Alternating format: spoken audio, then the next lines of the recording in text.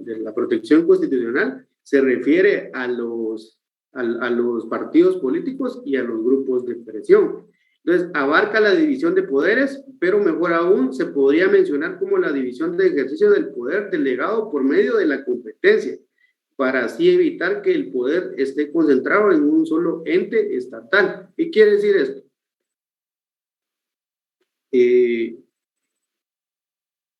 ¿Qué quiere decir esto, compañeros?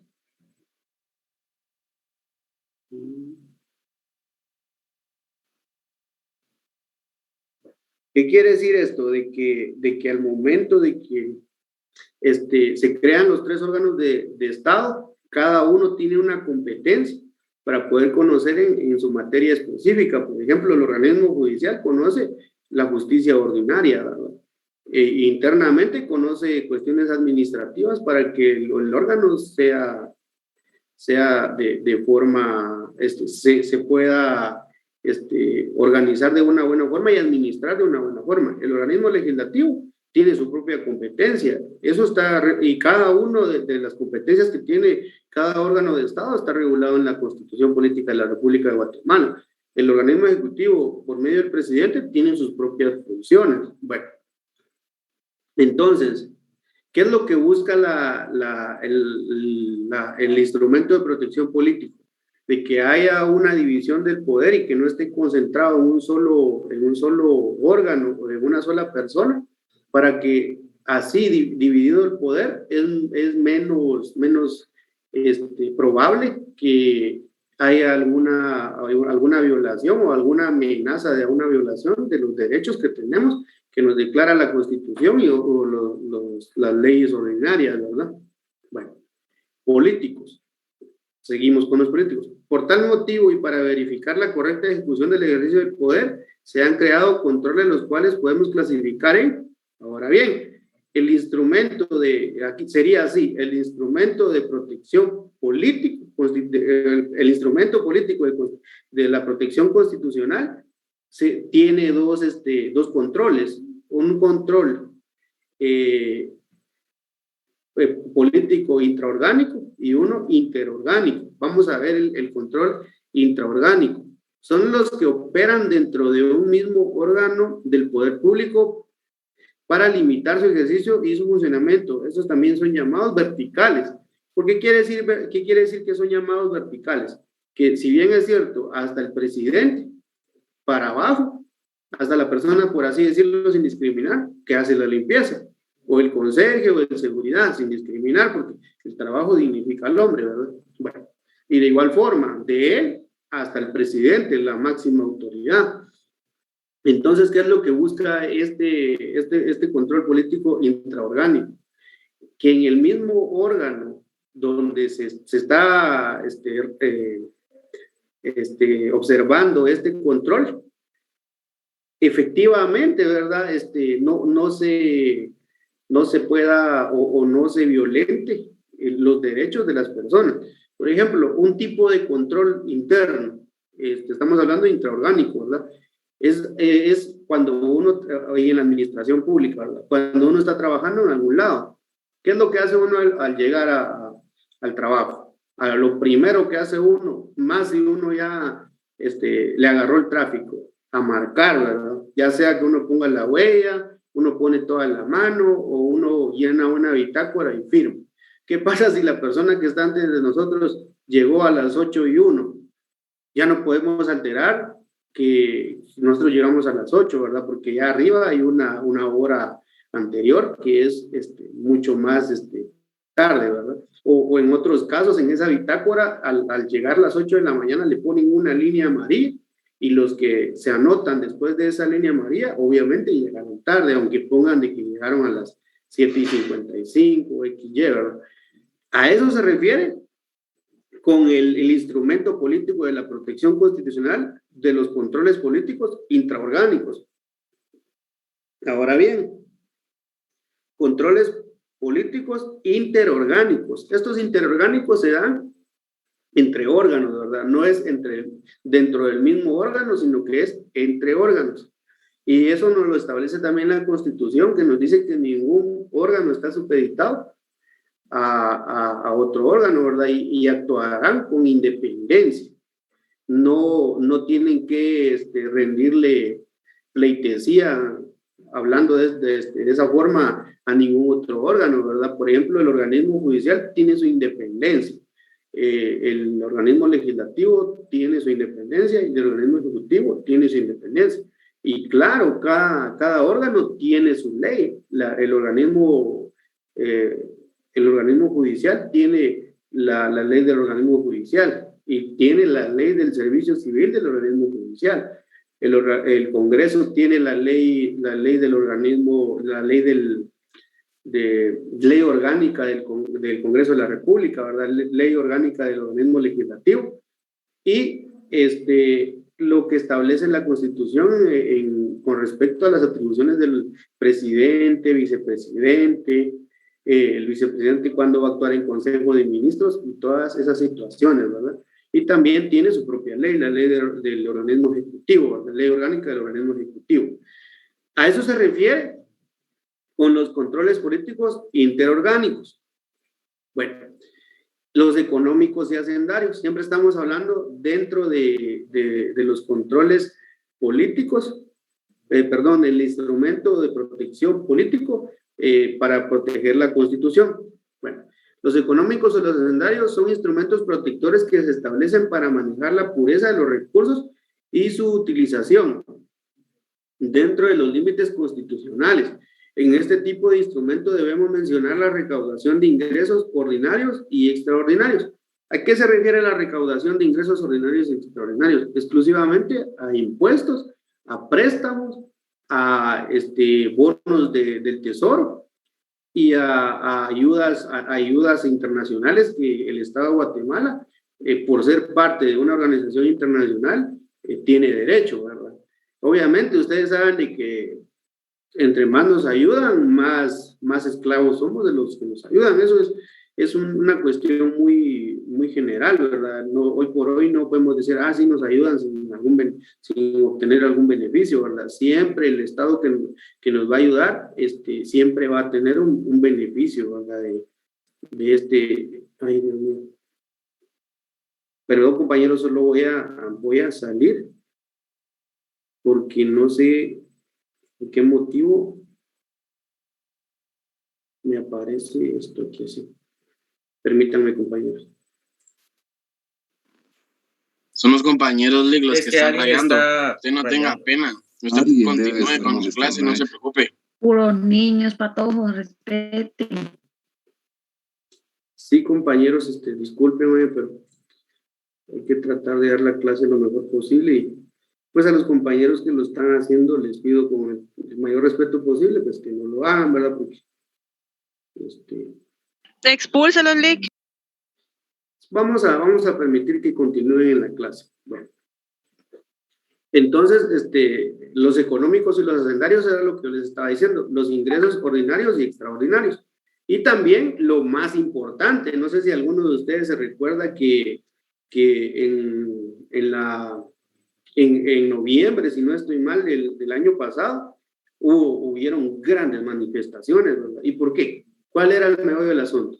El presupuesto, ¿verdad? La población no estaba de acuerdo con el presupuesto. ¿Por qué? Porque ese presupuesto, si mal no recuerdo, incluía préstamos que al final determinaba la población que no estaba conforme, que no llegaban esos préstamos, no llegaba la ayuda a donde en teoría iba a ser destinada, ¿verdad? Entonces, ese es un grupo, ese es un tipo de control y un instrumento de control de la protección constitucional que ejerce el Congreso, solo des en cuenta, o sea, el organismo ejecutivo propone el presupuesto, pero quien lo controla es el Congreso de la República. ¿Por qué? Porque el Congreso de la República, en el plazo establecido constitucionalmente, debe revisar, y ustedes se han dado cuenta de que a finales de año eso es que el Congreso se declara en sesión permanente porque es de urgencia nacional aprobar o improbar el presupuesto. Bueno, ¿qué pasa? Si dentro de los 30 días siguientes, 30 días antes de terminar el ejercicio fiscal, ellos no no aprueban o no imprueban el presupuesto, va a regir el del año anterior, ¿verdad? Entonces ya eso ustedes lo van a ver en financiero, lo van a ver en tributario, ¿verdad? Pero ese, partiendo desde el punto de vista del estudio del derecho procesal constitucional, es un tipo de control que se ejerce para poder proteger la Constitución. ¿Por qué? Porque ¿en dónde está regulado el presupuesto? En la Constitución, ¿verdad? Y si ese presupuesto no se ejecuta de buena forma, ¿qué se está violentando ahí? El derecho de todos los ciudadanos, ¿verdad? Por así decírselos, por ponerles un ejemplo, un casito, ¿verdad? Viene el Ministerio de Cultura y Deportes, le otorga 10 millones de quetzales al alcalde de Moyuta, digamos, o de San Juan Zacatepeque, ¿verdad? Para que construya una cancha, ¿verdad? Es de cultura y deportes, una cancha, ¿verdad? Es de su cartera, ¿verdad? Le entrega esos 10 millones de quetzales y viene el alcalde y observa de que hace falta una escuela y agarra esos 10 millones de quetzales y construye la escuela. Obviamente una escuela muy bonita, ¿verdad? Una escuela con aulas virtuales. Hoy por hoy estamos viviendo la virtualidad, con plataformas de Zoom. A cada alumno le otorga una computadora portátil, aparte una laptop, los capacita para que puedan utilizar ese tipo de plataformas, pizarrones virtuales, todo, ¿verdad? De lujo, un laboratorio de computación excelente. Entonces, ¿qué pasa? En teoría, y viéndolo desde el punto de vista de la necesidad, el alcalde está actuando bien, ¿verdad? Porque vale más una escuela que una cancha de fútbol, de básquetbol o de futsal, ¿verdad? Pero, ¿para qué estaba destinado ese dinero? Según la resolución que extendió el Ministerio de Cultura y Deportes, si así fuera, establece que el dinero va a ser utilizado para una cancha y le presentan el proyecto al alcalde, pero el alcalde viene y dice no la vamos a construir y vamos a construir mejor una escuela. El dinero se utilizó de forma correcta, pero se utilizó de forma correcta en el sentido de que se hizo algo más beneficioso para la comunidad, pero como ese dinero, como es un control que se tiene, iba destinado para esa cuestión y esa cuestión específicamente es la que se tuvo que haber hecho. Y ahí el funcionario público ya incurre en incumplimiento de deberes, en malversación de fondos. Entonces, todo ese tipo de situaciones son las que nos permite, a través del conocimiento de la ley, establecer, ¿verdad? ¿O qué hubiera pasado? Que los 10 millones de quetzales sí los destinó para una cancha, pero el proyecto decía una cancha techada, con vestuario, con duchas, con un tanque de agua para que siempre haya agua, peor si es un lugar donde no hay agua, con graderíos, ¿verdad? Y al momento de ir a inaugurar la obra pública, apenas y echaron una media torta, dos arcos y medio pintaron. O sea, ahí también hay incumplimiento de deberes. Entonces, ese tipo de control es lo que miramos en el tipo de control de los económicos y hacendarios, ¿verdad? Que lo que buscan es proteger el fondo público, ¿verdad? ¿Por qué? ¿Por qué busca defender el fondo público y protegerlo? Porque el dinero a la larga es de nosotros.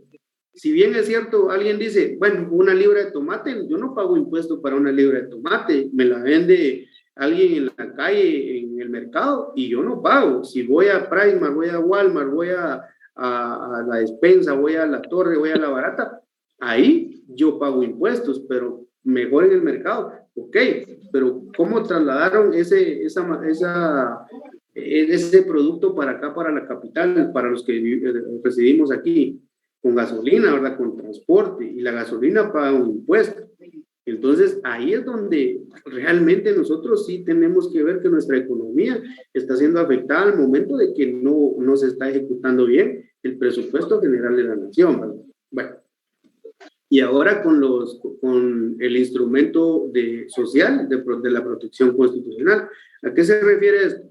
En vamos a mencionar a los partidos políticos y los grupos de presión. Bueno, los partidos políticos ya sabemos de que a través de la Asamblea Nacional Constituyente se creó la ley del Tribunal Supremo Electoral, ley electoral y de partidos políticos, para ser específico. Bueno, y en esa ley nos establece cómo vamos a poder llegar al poder. Porque al fin y al cabo, ¿qué es lo que queremos ver en derecho procesal constitucional? Que no se, en primer lugar, que el poder no se ejerza mal para que no haya una violación. Pero si hay una violación, el derecho procesal constitucional, a través de la garantía constitucional de un amparo, una exhibición personal o una inconstitucionalidad, nos restituye ese derecho, nos devuelva ese derecho a como realmente tuvo que haber sido, ¿verdad? Eso es lo que busca. Pero ¿y cómo vamos a obtener, cómo vamos a nosotros a llegar a ser un funcionario que va a ejercer de forma correcta o de forma incorrecta el poder? A través de un partido político o un comité cívico. Si a mí no me proponen como una persona influyente en un partido político y yo no gano en elecciones, yo nunca voy a poder ejercer el poder, a menos de que por compadrazgo o por alguna otra situación, yo llegue a una buena posición política. Y de esa forma yo pueda ejercer de forma correcta o incorrecta el poder. Entonces, si nos vamos a ver el instrumento de protección social para proteger la Constitución, está bien enmarcado en los partidos políticos y en los grupos de presión. Por ejemplo, lo de las manifestaciones. Hoy por hoy no somos ajenos a las manifestaciones.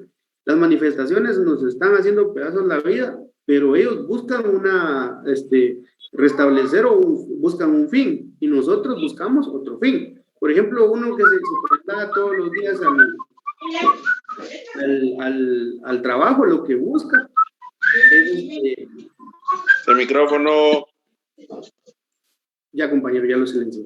Lo que busca uno es llegar a su trabajo, pero ellos lo que están buscando es que les reconozcan un derecho, o que un derecho que les fue reconocido, que efectivamente se los den, ¿verdad? Entonces, bueno, pero ¿cómo logra uno ese grupo de presión? Por medio de la popularidad, ¿verdad? Por ejemplo, en estos casos tenemos, bueno, y lo voy a mencionar con mucho respeto, dicen que en un estado hay tres poderes que se miran, que son visibles, y hay otros poderes que son invisibles. Por ejemplo, la prensa. La prensa podemos decir que es los medios de comunicación, son un grupo de presión. ¿Por qué? Porque la prensa llega al alcance de muchas personas, y la gente va a creer lo que el que tenga el financiamiento para decir ante un medio de comunicación lo diga, porque lamentablemente los seres humanos, bueno, con el respeto que todos se merecen, no investigamos más allá. Entonces, ese puede ser un grupo de presión. Otro grupo de presión podría ser la Cámara Empresarial, ¿verdad? Que, por ejemplo, y lo vimos muy claro, y con mucho respeto lo digo a la Cámara Empresarial, ¿verdad? Que no están de acuerdo con los bloqueos, dicen que esa no es la solución, y de alguna forma van a presionar para que los derechos que ellos tienen, pues la libertad de comercio y la libertad de industria, se puedan restituir, porque ahorita están siendo violentados, y que no se nos sea muy alejado que en esas manifestaciones van a interponer amparos, ¿verdad? ¿Y cuál va a ser el acto reclamado en este amparo? Que ordenen a todos los manifestantes que diluyan la manifestación, para que el derecho a la libre locomoción y el derecho a la industria, el derecho al comercio, que también está siendo violentado, el derecho al trabajo de muchas personas que no pueden llegar a su trabajo, solo des en cuenta la importancia que tiene los instrumentos de protección, ¿verdad? En este caso, en el ámbito social, ¿verdad? Bueno. Protección. Licenciado, disculpe, ya que usted está hablando de diferentes poderes, así como los medios de comunicación, así como hoy que se dio que el episcopado también tiene su opinión, el ataque desde el púlpito también cuenta, ¿verdad? Sí. Como grupo de presión.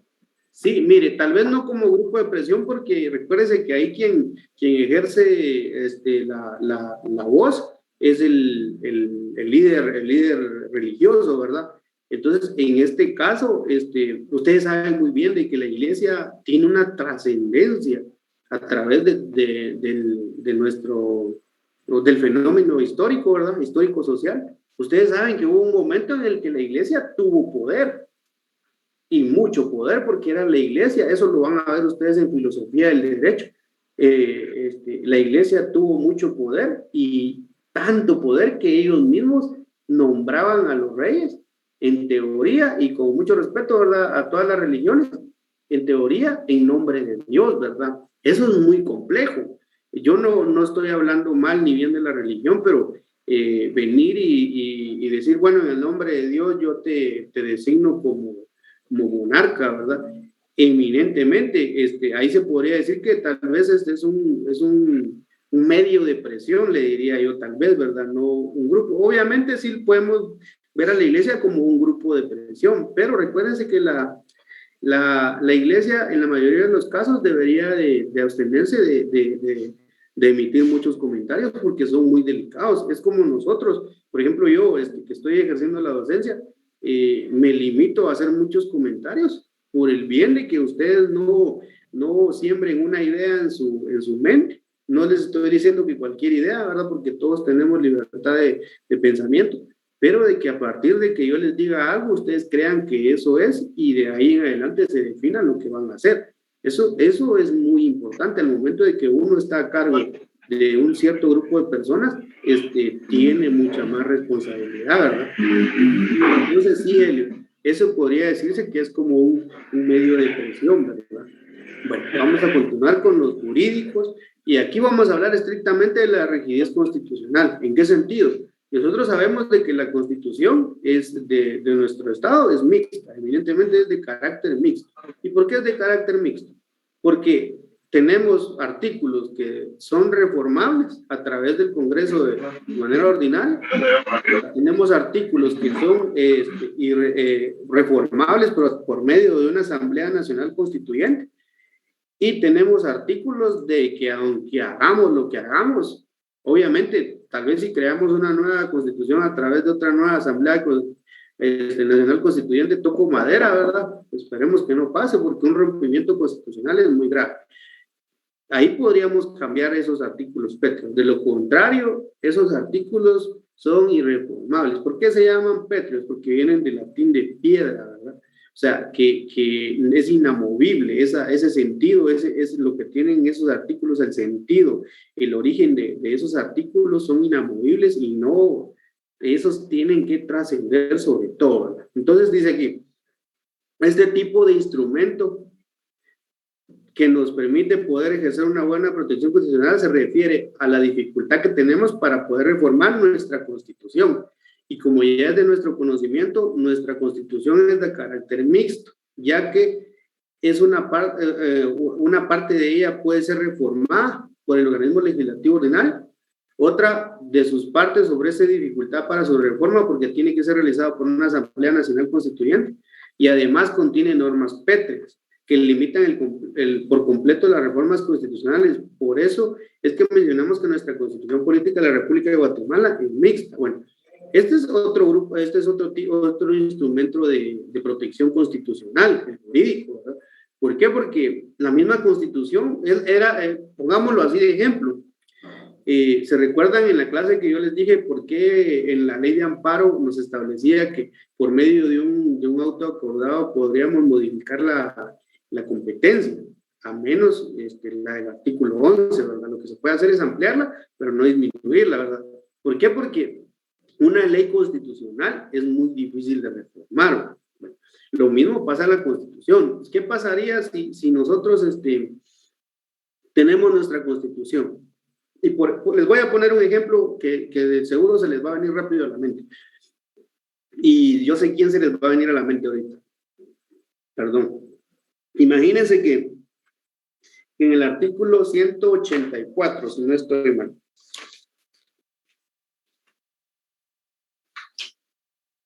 perdón, es el 186, dice, el artículo 186 de la Constitución Política de la República de Guatemala dice Prohibiciones para optar a los cargos de presidente o vicepresidente de la República. No podrán optar al cargo del presidente o vicepresidente de la República el caudillo ni los jefes de un golpe de Estado, revolución armada o movimiento similar que haya alterado el orden constitucional, ni quienes, como consecuencia de tales hechos, asuman la jefatura de gobierno. Aquí ya se nos vino alguien a la mente, ¿verdad? Ahora bien, en el artículo, en la literal 6, los parientes dentro del cuarto grado de consanguinidad y segundo de afinidad del presidente o vicepresidente de la República, cuando este último se encuentre ejerciendo la presidencia, y los de las personas a que se refiere el inciso primero de este artículo. Aquí ya se nos vino a la mente a alguien, ¿verdad? El presidente Álvaro Colón con la dama Sandra Torres, mientras él estaba ejerciendo la presidencia, ella en el siguiente periodo no se podía lanzar, ¿verdad? Y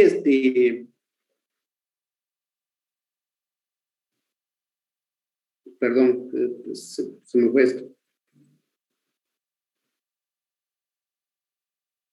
Bueno, en este caso también aplica a Suri Ríos, ¿verdad? En cuántas ocasiones a ella le han denegado la inscripción en el Tribunal Supremo Electoral para que ella pueda. Imagínense algo tan simple que tal vez nosotros, los ciudadanos comunes y corrientes, decimos, bueno, pero si no me permiten optar al cargo de presidente, pues ahí está, ahí muere. Pero ella lo ha buscado de diferentes formas, porque ella tiene una ideología y de alguna forma quiere llegar al poder, ¿verdad? Pero, ¿qué pasaría si a la idea que quiero aterrizar, qué pasaría si nuestra Constitución tuviera una facilidad de reforma? Este artículo, créanmelo, y con mucha seguridad se lo digo, fuera uno de los que más reformas tuviera. Tal vez el presupuesto general de la nación es otro artículo que tal vez tuviera reformas innumerables, ¿verdad? Así como ustedes han visto la ley de contrataciones del Estado. La ley de contrataciones del Estado tiene muchas reformas, ¿verdad? ¿Pero por qué? Porque es un instrumento que nos sirve para poder contratar y para poder servicios, obras, todo tipo de cuestiones de trabajo que necesitamos. Y ahí la ley de contrataciones del Estado es la que nos permite poder obtener o denegarle el trabajo a una empresa. Imagínense que yo tenga un cargo público y yo quiero que mi empresa se vea beneficiada para X o Y obra que yo quiero que se vea beneficiada. Ahí yo puedo, si tengo, dependiendo de la cantidad de poder que yo tenga, puedo de alguna forma modificar la ley y hacer lo que yo quiera, y ahí habría una violación a los derechos que tenemos todos los ciudadanos, no solo los que ejercen el poder, sino que también los que lo delegamos. Y entonces, por ese motivo es de que el instrumento jurídico de protección constitucional es una clave también para poder mantener el control del ordenamiento constitucional. Bueno, este tema también es importante, ¿verdad? Defensa extraordinaria de la Constitución, y lo estamos viviendo hoy por hoy. ¿Qué pasa? ¿Qué hubiera pasado? Bueno, todos tenemos diferentes acepciones, así como lo estuvimos hablando con lo del parcial. ¿Qué hubiera pasado si muchos no hubiéramos acatado las normas de distanciamiento social?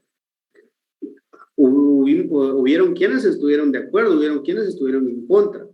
Bueno, pero ¿qué hubiera pasado si no se nos hubiera limitado el derecho de reunirnos, el derecho a reunirnos, el derecho de la libre locomoción, andar los viernes en alguna actividad social? ¿Qué hubiera pasado? En algunos aspectos, los que creemos que la enfermedad que se está viviendo es real y está causando estragos, hubiéramos sido más afectados, y los que no creen que es una enfermedad real y que está causando estragos, hubieran seguido reuniéndose. Pero ¿qué hubiera pasado? La propagación del virus hubiera sido mucho más rápido. Entonces, aquí se puede decir de que hay una violentación de nuestros derechos, el derecho a la libre locomoción, a la reunión social y todo eso, pero es por un bien mayor. que es la misma protección del Estado en el que vivimos. Porque yo se los aseguro, y con mucho respeto a los que tal vez no creen que la enfermedad es real, ¿verdad? Si hubiéramos mantenido una vida ordinaria, obviamente no me voy a poner a discutir si la forma en la que lo aplicaron fue correcta o incorrecta, pero si nos hubiéramos pasado viviendo todos, por ejemplo, donde trabajamos, todos encerrados, los que tal vez nos manejamos en carro o en bus, todos apretados, porque los que tal vez utilizan Transmetros se recuerdan cómo se llenan en horas pico esos Transmetros. Entonces, voy a hacer un paréntesis. Fíjense que cuando comenzó el coronavirus, yo me ponía a ver las noticias de CNN y yo miraba que a los, como inició en China, ¿verdad? Que a las personas que iban en su trabajo, los golpeaban y los sacaban arrastrándolos, y decía yo, pero qué violentos, ¿por qué es de que los están golpeando? Cuando se empezaron a aplicar las normas de distanciamiento social aquí en Guatemala, comprendí yo muchas cosas, de que realmente es cierto, tenemos la necesidad de salir a trabajar, pero también tenemos que velar por nuestra seguridad. Y como Estado no se puede dar el lujo uno de venir y decir, bueno, le delego la responsabilidad al pueblo. No, tenemos que velar. Entonces, a eso se refiere como con la defensa extraordinaria de la Constitución. ¿Qué hace aquí? Le da vuelta al asunto, ¿verdad? Dice, bueno, usted sí va a poder limitar los derechos constitucionales siempre y cuando haya una amenaza aún mayor. Y eso se los voy a leer aquí. Este tema comúnmente es obviado en nuestro estudio, pero en esencia se refiere a cómo deberá de observarse la defensa de la Constitución al momento de que el estado donde sea aplicada se observe un estado de calamidad pública. Si bien es cierto, aquí no hubo un estado de calamidad y un estado de prevención, ¿verdad? Aquí debemos aprender a comprender que si se da la limitación de nuestros derechos que la Constitución regula, estamos hablando de la libre locomoción, libertad de podernos reunir, de hacer servicios en las iglesias, si pertenecemos a algún grupo religioso, deberá ser en pro de la supervivencia de la población. Aquí y por eso quería tocar yo este tema, porque aquí se perfecciona eso. Se limitó esos derechos, pero en pro de la supervivencia de la población, y solamente velando que el interés colectivo, que es superior a los derechos que se pretende restringir. Pero debemos comprender que las insurrecciones, desastres naturales o invasiones, crisis económicas pueden poner en grave peligro el orden constitucional y el mismo orden social. O sea, que quiere decir de que aquí lo tenemos que hacer con lo que yo les estaba diciendo, con mucha delicadeza. Porque ¿qué hubiera pasado? Bueno, hoy por hoy estamos pasando tal vez una crisis económica, porque muchas empresas se vinieron para abajo, se están recuperando, otras empresas sí cayeron por los suelos y terminaron quebrando, ¿verdad? Entonces ahí empieza la crisis económica. Entonces tenemos que tener mucha delicadeza, y eso es lo que yo considero de que el presidente tiene que observar aún, ¿verdad? Porque todavía estamos dentro de la jugada, todavía el pitazo final no ha terminado en esta enfermedad, continúa, y eso es lo que tiene que tener el presidente, ¿verdad? Porque él es el que dirige al pueblo. Bueno, vamos a hacer esto en pro de aquello, ¿verdad? Para poder proteger. Bueno, entonces, miren compañeros, yo quiero tocar todavía otro tema. Lo vamos a ver rápidamente. Este es un poco más rápido. Entonces, vamos a hablar de lo que son las garantías constitucionales. Las garantías constitucionales, normas fundamentales. Como lo establece el maestro García Laguardia, actualmente el concepto de garantías tiene otra significación propiamente procesal. Las garantías son medios técnicos jurídicos orientados a proteger las disposiciones constitucionales cuando éstas son infringidas, reintegrando el orden jurídico violado. Eso es lo que yo les he venido diciendo, que las garantías constitucionales nos van a servir para restituir los derechos que nos han sido violados, o para prevenir que no nos sean violados los que tienen una amenaza de violación, ¿verdad? Las garantías constitucionales se integran con los medios jurídicos predominantemente de carácter procesal, obviamente, ¿verdad? Porque ante quién vamos a interponer un amparo, ante un juzgado de primera instancia, o una sala, la Corte Suprema de Justicia, constituida en Tribunal Extraordinario de Amparo. Recuérdense que ellos, todos en materia de amparo, todos se van a constituir como tribunal extraordinario de amparo, en materia de amparo.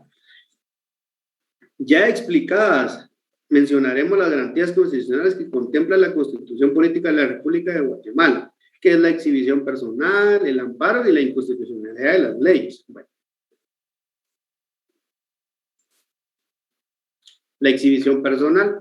En el artículo 263 de la Constitución Política de la República de Guatemala, solo una pregunta, compañeros, si logran ver las diapositivas, ¿verdad? Sí, licenciado. Sí, se miran. Correcto. Bueno, gracias, muchas gracias. La exhibición personal en el artículo 263 de la Constitución Política de la República de Guatemala establece las circunstancias bajo las cuales se puede solicitar la inmediata exhibición ante los tribunales de justicia. ¿Ante quién se va a interponer la exhibición? Ante los tribunales de justicia. Bueno, ¿y cuál será el resultado si la autoridad logra determinar que efectivamente existe una vulneración a la violación al derecho a la libertad individual de las personas? ¿Qué? Entonces, si lo que va a determinar el tribunal o el órgano jurisdiccional es, bueno, si hay una violación a la libertad de la persona, ¿qué es lo que se está buscando restituir? La libertad de la persona, ¿verdad? La cual se practicará con el único requisito de que sea solicitada en la forma que no sea posible. O sea, puedo solicitarla de forma verbal o oral, de forma escrita o por una simple llamada de teléfono. Por ejemplo, yo puedo venir ahorita y incluso aquí en mi casa, pueden venir a sitiarme los policías, y si yo veo que no me dejan salir y me dicen, mire, usted no puede salir por X o Y motivo, vengo y me comunico rápidamente para un tribunal jurisdiccional, ¿verdad?, de justicia, y les digo, mire, fíjese que aquí en mi casa no me quieren dejar salir, me tienen preso, ¿verdad? Entonces, el juez inmediatamente, sin mayor trámite, tiene que apersonarse y verificar que efectivamente me están violentando mi derecho, ¿verdad? Obviamente, hay requisitos que ya en el estudio de lo que es la exhibición personal, vamos a ver cuáles son los requisitos para que efectivamente se considere que se haya una violación a la libertad, o si de repente es un allanamiento y no me va a dejar salir, ¿verdad? Y yo vengo y, miren, no me quieren dejar salir de mi casa. Obviamente no me van a dejar salir porque el allanamiento es en mi casa y todo lo que esté dentro de la casa es responsabilidad mía, ¿verdad? Bueno, el amparo dice, en el artículo 265 de la Constitución Política de la República de Guatemala establece las circunstancias bajo las cuales se podrá interponer la acción constitucional de amparo. Y es cuando exista amenaza de violaciones a sus derechos. ¿Qué tipo de derechos? O para restaurar el imperio de los mismos cuando la violación hubiere ocurrido. Se me ocurre, ¿verdad?, lo que hemos venido hablando, ¿verdad?, que se nos limita el derecho a la construcción, no nos dan una licencia de construcción, nosotros habiéndola solicitado de forma correcta. Entonces, lo que va a buscar cuando interponemos el amparo es de que revise que efectivamente nosotros sí cumplimos todos los requisitos y que por ende, si somos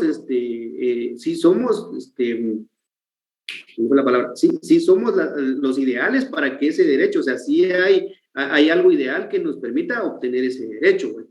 Entonces, y es cuando existe amenaza de violaciones de sus derechos o para restaurar el imperio de los mismos. Por ejemplo, hubo una violación o existe una amenaza de que hay una violación, güey. De igual forma, nos establece que no hay ámbito que no sea susceptible de amparo. Eso es lo que yo ya les leí en el artículo 265, que en cualquier ámbito se puede interponer un amparo. Ahora bien, para que lo puedan otorgar, obviamente le van a dar trámite, pero en la resolución van a ver si sí es lo que estamos interponiendo como amparo, sí sea susceptible y que sí sea válido para poder darle trámites. Y procederá siempre que existan motivos suficientes que determinen que existe una amenaza. O sea, si nosotros interponemos un amparo, por ejemplo, un caso muy sonado ahorita antes de las elecciones, todas las personas fueron a Escuintla, y eso fue un caso real. Iban a Escuintla a solicitar un amparo, los alcaldes o exalcaldes de diferentes lados iban a interponer un amparo allá para que el juez que está allá le ordenara al Tribunal Supremo Electoral que los inscribiera, porque no tenían finiquito, otros tenían recursos pendientes que dilucidar, pero interpusieron un amparo porque les estaban negando el derecho a la inscripción, el juez lo otorgó, el juez de primera instancia constituido en tribunal de amparo lo otorgó, y ya fueron con la resolución del amparo. Mire, el juez le está obligando a que usted me inscriba. ¿Y qué le tocaba al Tribunal Supremo Electoral? Podría apelar, pero no los inscribió. En algunos casos apeló. Bueno, a eso se refiere, ¿verdad? Que exista una evidencia de que hay una amenaza. No que porque nosotros creemos que hay una amenaza y no tenemos cómo probarlo, vayamos a interponer al amparo. Una restricción o una violación. Entonces, eso lo vamos a estudiar, cuál es la diferencia entre una amenaza, una restricción o una violación, ¿verdad? Me imagino, lo podemos ver así: la amenaza es cuando todavía no ha ocurrido, la restricción es cuando ya ocurrió, y la violación se puede decir que es cuando ya ocurrió y nos está causando un agravio mucho mayor, ¿verdad?, a los derechos que la Constitución y las leyes garantizan. Bueno, esta es la última diapositiva, compañeros.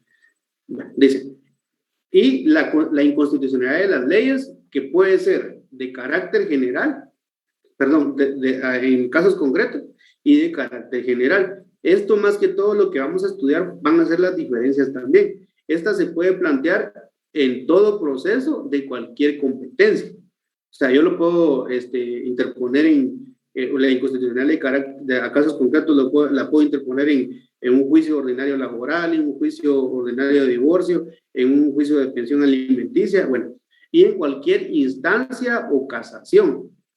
¿Qué quiere decir eso? Recuérdense que la Constitución Política de la República nos establece de que en todo proceso no va a haber más de 2 instancias. ¿Qué quiere decir más de 2 instancias? Que solo 2 instancias van a haber. ¿Y cuáles son las 2 instancias? La primera instancia y la apelación. Después de la apelación, dice que la casación no genera grado, entonces no es una tercera instancia, ¿verdad? Bueno, y antes de dictarse sentencia, dice, en cualquier instancia o casación y antes de dictarse sentencia. Por ejemplo, estamos ya en la prueba, ¿verdad? Pero nosotros interponemos una inconstitucionalidad de las leyes en casos concretos, la podemos presentar porque no se ha presentado no se ha resuelto una sentencia. Y las partes podrán plantearla, escuchen bien, esto es muy importante, como acción, como excepción o como incidente. Me imagino yo que ustedes, que en teoría del proceso ya saben cuál es la diferencia entre una acción, una excepción y un incidente. Eso pues podemos revisarlo en alguna de las clases, por si todavía no lo saben, o si ya lo saben pero medio se les olvidó. Siendo el tribunal quien deberá pronunciarse respecto si es total o parcial. Bueno, esto ya le compete al tribunal, ¿verdad? Y ahora la inconstitucionalidad de las leyes de carácter general. Y miren cuál es la diferencia. Esta se podrá plantear en contra de las leyes, reglamentos o disposiciones. A casos concretos, ¿dónde se va a plantear? Dentro de un proceso de cualquier competencia o jurisdicción. Y en cambio aquí en las de carácter general es ante los reglamentos, las leyes, reglamentos o disposiciones de carácter general que contengan vicio total o parcial de inconstitucionalidad. ¿Qué quiere decir eso? De que no se apega a lo que nos establece la Constitución. Aquí podemos, si nos vamos a los antecedentes más primitivos, estamos ante el nomos y el pesisma, ¿verdad? Que el nomos era lo que regulaba toda la ley suprema, y si el pesisma no se acoplaba a lo que establecía el nomos, era ilegal. En este caso es inconstitucional, ¿verdad? Solo los voy a señalar esto. Bueno, entonces miren, esa es una de las diferencias, ¿verdad? Que una se va a interponer dentro de un proceso de cualquier competencia o jurisdicción, y el otro se va a interponer en contra de las leyes, reglamentos o disposiciones de carácter general que contengan un vicio total o parcial de inconstitucionalidad, y se deberá plantear directamente ante el tribunal de la Corte de Constitucionalidad. Ustedes no sé si han leído alguna resolución que dice la Corte de Constitucionalidad constituida como ay, se me fue la palabra, perdón, compañeros, la Corte de Constitucionalidad constituida en materia constitucional. O sea, la Corte de Constitucionalidad realmente está creada para eso, ¿verdad? Si ustedes se dan cuenta, en el artículo 11 nos establece que la Corte de Constitucionalidad, para conocer un amparo, se va a constituir como tribunal extraordinario de amparo. pero para una inconstitucionalidad, o sea, por así decirlo, esa es su materia, ¿verdad? No va a tener que constituirse como tribunal porque ya la Corte de Constitucionalidad, ella misma va a conocer como tribunal de cualquier inconstitucionalidad que podamos plantear, ¿verdad? Bueno, y se deberá plantear directamente ante el Tribunal de la Corte de Constitucionalidad. Y recuérdense, compañeros, algo muy importante, de que a veces el tribunal se integra con 7 magistrados. Y eso lo vamos a ver cuando es de que se integra con un número relativo o cuando se integra con el número máximo, que son los 7 magistrados. ¿Quién de igual forma se pronunciará al respecto? Bueno, si podemos ver aquí las diferencias es de que una se plantea dentro de un proceso de cualquier competencia o jurisdicción y el otro se plantea contra las leyes o reglamentos de carácter general. La otra es de que se va a plantear, la segunda característica es de que se va a plantear ante el mismo órgano que está conociendo del proceso. Y en este caso se va a plantear ante el Tribunal de la Corte de Constitucionalidad. Se podría decir de que otra diferencia es de que a casos concretos se va a conocer o se va a plantear como acción, como excepción o como incidente. En cambio, en la de carácter general se va a interponer como un proceso, ¿verdad? Bueno, compañeros, pues esto es prácticamente lo que vamos a ver hasta el día de hoy. Como les dije yo al principio de la clase, voy a analizar si hasta aquí va a llegar el parcial o si todavía el día lunes, lo que veamos el día lunes va a entrar en el parcial el día miércoles. Entonces, pues les doy las gracias a todos, a los 173 compañeros que todavía están aquí escuchando la clase y pues no me queda más que agradecerles, ¿verdad? Hola, licenciado. Buenas noches, licenciado. Feliz noche. Feliz noche, licenciado. Feliz noche.